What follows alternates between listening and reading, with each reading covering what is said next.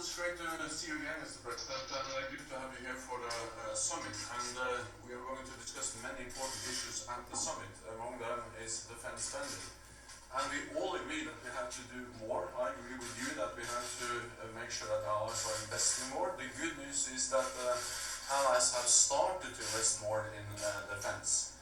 After years of cutting defense budgets, they have started to add billions to the defense budgets. And last year was the biggest increase in defense spending across Europe and Canada in a generation. Why was that last year? It's also because of your leadership, because your clear message. They won't write that. No, I have said it before, but the thing is that it really has your message is having an impact, and we are going to build on that to make sure that we have further increases. You initiated last year that all allies are going to develop national plans on how to spend more on defense. And based on these national plans, we now estimate that European allies and Canada will add 266 extra US dollars for defense from now until billion US dollars until 2024. So this is really adding some extra money.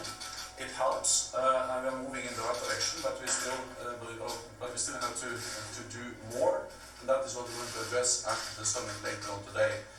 Let me also add that strong NATO is good for Europe, but it's also good for the United States. The US military presence in Europe helps to protect Europe. It also helps the United States to project power to the Middle East, to Africa, and I think also that the military clout of Europe, the economic clout, the political clout, also is helpful dealing with Russia. And we look forward to the meeting we're going to have with President Putin, and I think that leaders are also looking forward to your thoughts about the meeting with President Putin later on. Well, I have to say, I think it's very sad when Germany makes a massive oil and gas deal with Russia, where you're supposed to be guarding against Russia, and Germany goes out and pays billions and billions of dollars a year to Russia. So we're protecting Germany, we're protecting France, we're protecting all of these countries, and then numerous of the countries go out and make a pipeline deal with Russia, where they're paying billions of dollars into the coffers of Russia. So we're supposed to protect you against Russia, but they're paying billions of dollars to Russia, and I think that's very inappropriate. And the former Chancellor of Germany is the head of the pipeline company that's supplying the gas. Ultimately, Germany will have almost 70% of their country controlled by Russia with natural gas. So you tell me, is that appropriate? I mean, I've been complaining about this from the time I got in. It should have never been allowed to have happened. But Germany is totally controlled by Russia, because they were getting from 60 to 70% of their energy from Russia and a new pipeline. And you tell me if that's appropriate, because I think it's not. And I think it's a very bad thing for NATO, and I don't think it should have happened. And I think we have to talk to Germany about it. On top of that, Germany is just paying a little bit over 1%, whereas the United States, in actual numbers, is paying 4.2% of a much larger GDP.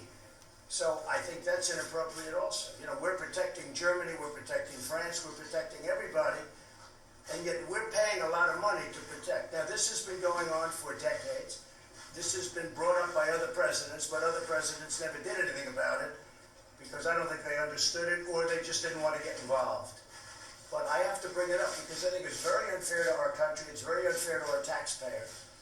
And I think that these countries have to step it up, not over a 10-year period, they have to step it up immediately. Germany is a rich country.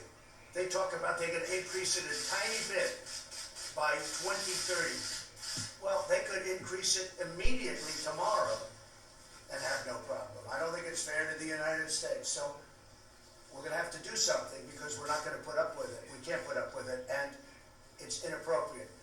So we have to talk about the billions and billions of dollars that's being paid to the country that we're supposed to be protecting you against.